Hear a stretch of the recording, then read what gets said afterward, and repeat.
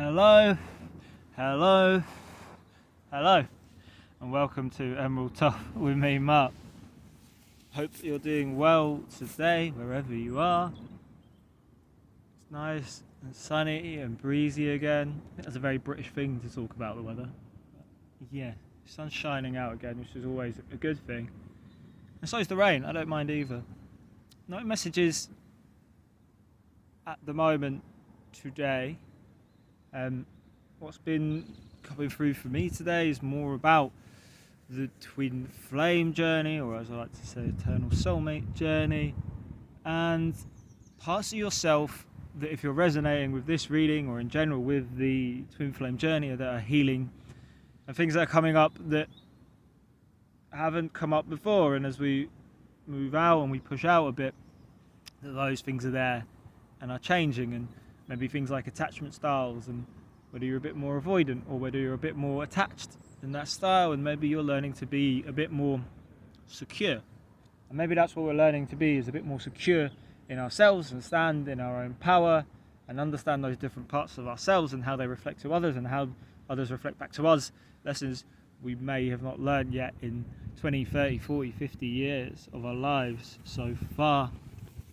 So there was a message there, it turns out. Let's have a look.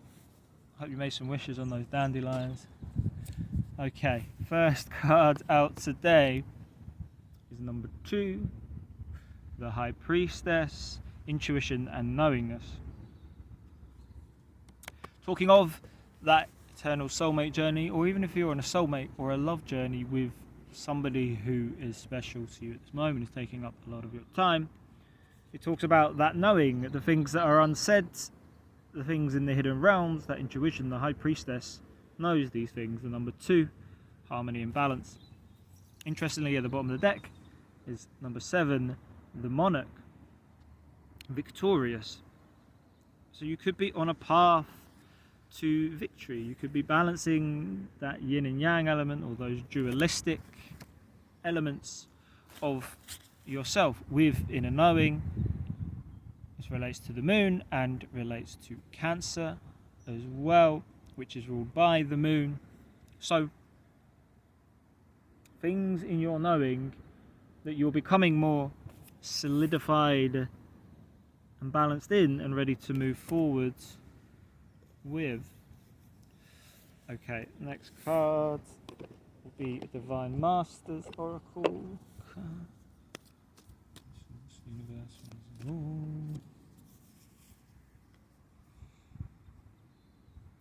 Okay, so El Moria spiritual force field.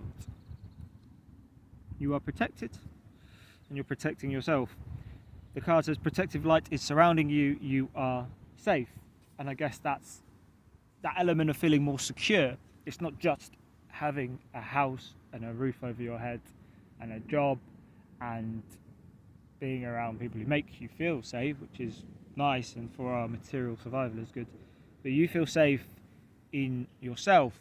And talking of attachment styles are often to do with not feeling safe. So something in your childhood or your youth, which if you're on an eternal soulmate or twin flame journey, then that would often be a case of a childhood thing, but you're learning to heal, and there's part of your journey, and part of everyone's spiritual journey in a sense, is learning to heal those facts that bring you into a sense of a balanced vibration. Much like in the Chariot cards, they have to be pulling together, those two horses or sphinxes or whatever couple of animals that represent the shadow and the light within you. They're able to help you move forward, because if one's pulling one way and one's pulling the other, or one's going fast and one's going slow, you're not going to move at a balanced, even pace, and maybe not even in the right direction. But here you've got protection, you are safe, and it's for you to feel that you are safe in yourself, not just for El Moria to tell you, even though you have guides like that who are giving you that information. Third eye energy, and there's a sense of calm and peace in this as well. Also throat chakra.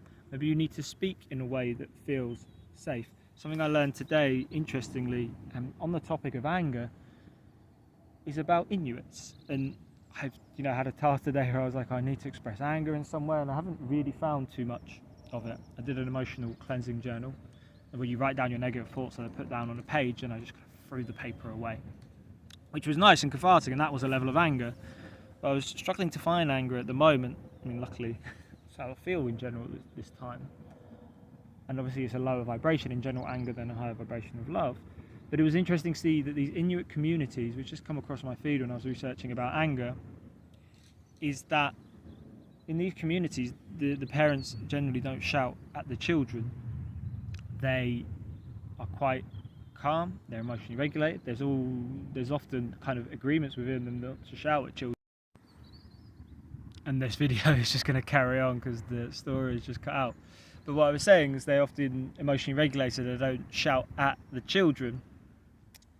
But they teach them stories, so if they see something like a bit of violence, or even if a child is doing something like going near the water, they'll often use stories, and they'll often use stories to tell the children that this isn't safe, or they'll play it out, or they'll go like, well, would you hit me? And then if they do, then they go, ow, that hurts. So they're teaching the children that the use of anger can hurt people. And in that sense, they're trying to give those children a sense of emotional regulation, which is also a sense of safety, and in more secure attachment styles as well. The person who's more securely attached will often try and probe and find the issue and try to see where the other person is coming from and whether they react to with a secure attachment or not. I mean, life doesn't always work about models of attachment, but it's interesting that those can always affect our life, and that we know much more about psychology in the modern age, and we can learn much more about how those affect our relationships, especially when that shadow is drawn up, and especially when there's divine timing for us to look at it, because at some points we may not look at it in our past because it's not ready to be known to us.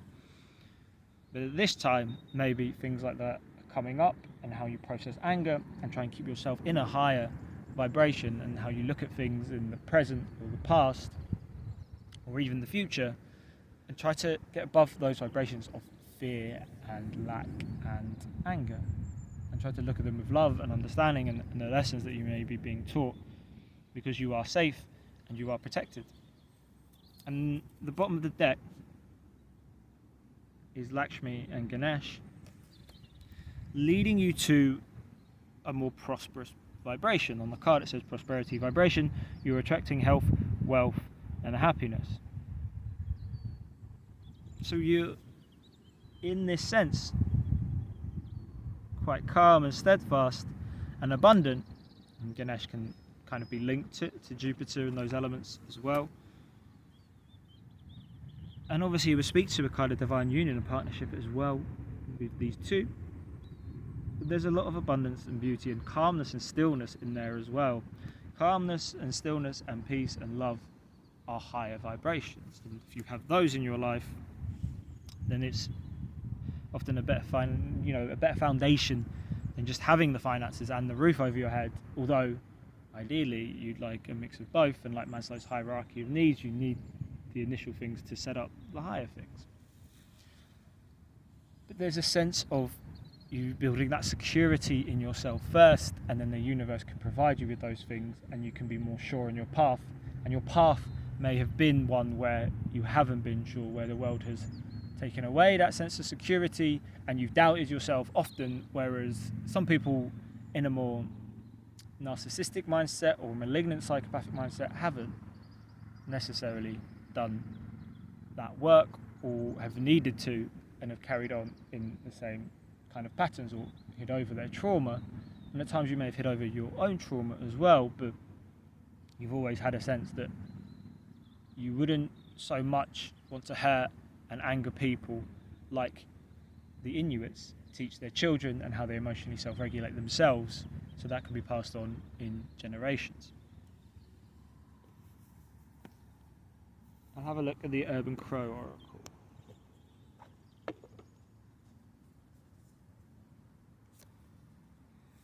One card wanted to be known. Okay. The first card that came out was Commitment. Number 8, a number of abundance.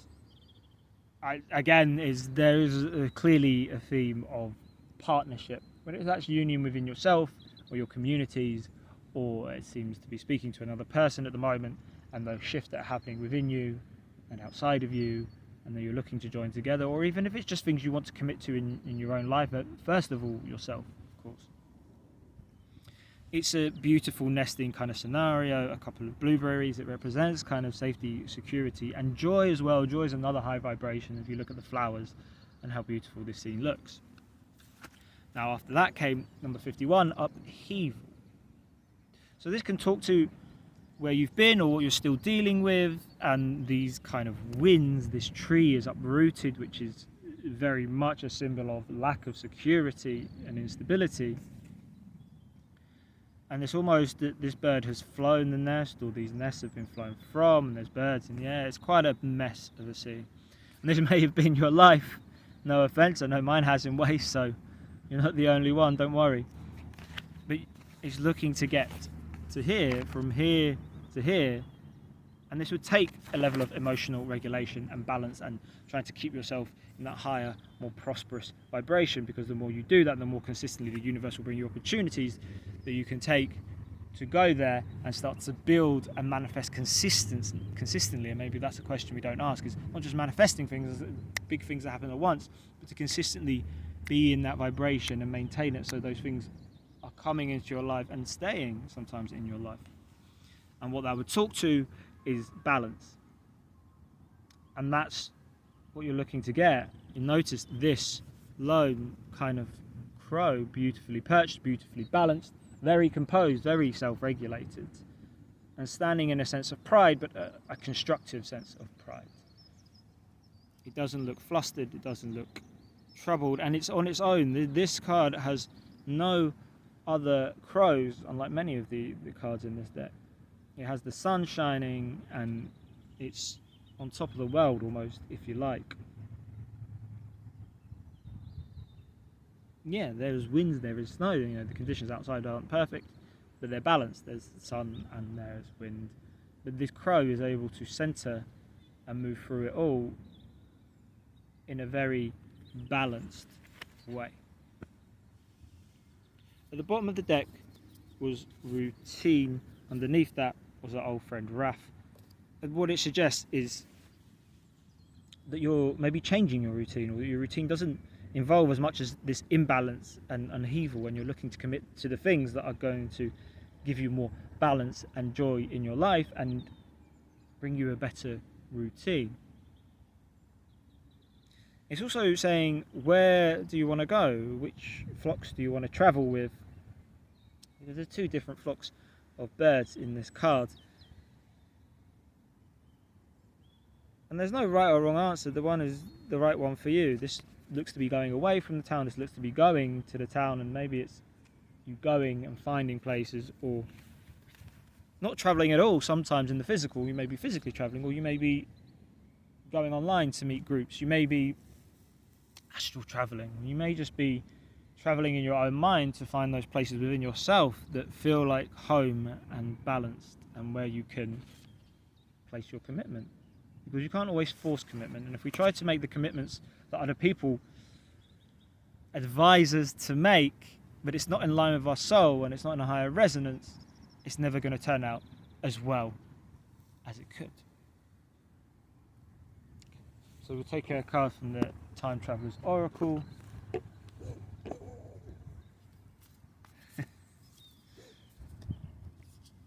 Or two.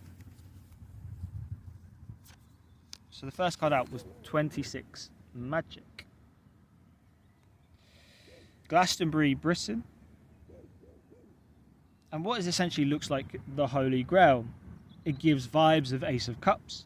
It gives vibes of Temperance as well. And I think Temperance is often like the Holy Grail, with that balance within us of the fire and water and that self-regulation. Temperance is the card that really relates to the word balance probably the most in the tarot, also the Two of Pentacles, but in this case it's talking about that Holy Grail, and that Holy Grail is you and your inner balance and temperance, and how you go through the vicissitudes and the different levels and waves and circumstances of life is magic.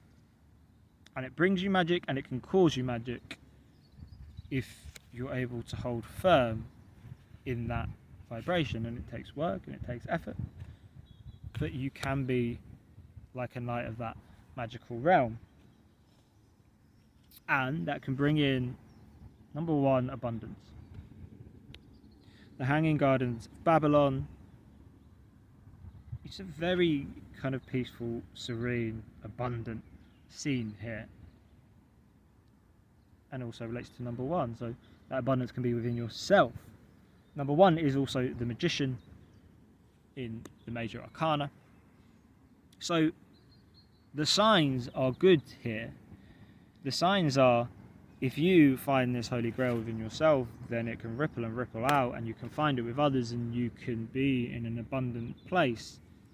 Whether that's literally, physically, then normally the physical is the last kind of manifestation or iteration of the spiritual, emotional and mental elements.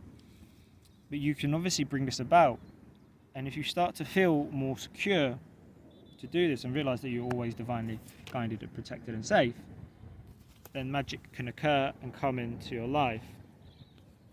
With focus and planning, you can bring these in. So again, it's all there for you. There's lots of positive messages. There may be shifts in the vibrations and dealing with other people around you, but the person that you need to deal with most is with yourself, and to find that magic within yourself and that balance. And once you do, you'll find those people, those places, those projects that you can commit to, because you've made that commitment to yourself and you've regulated yourself with it, and you become more sure, and you're giving out that prosperous vibration. So thank you for being here. That was a really nice reading for today, and I wish you all the best as always. Lots of love. Namaste.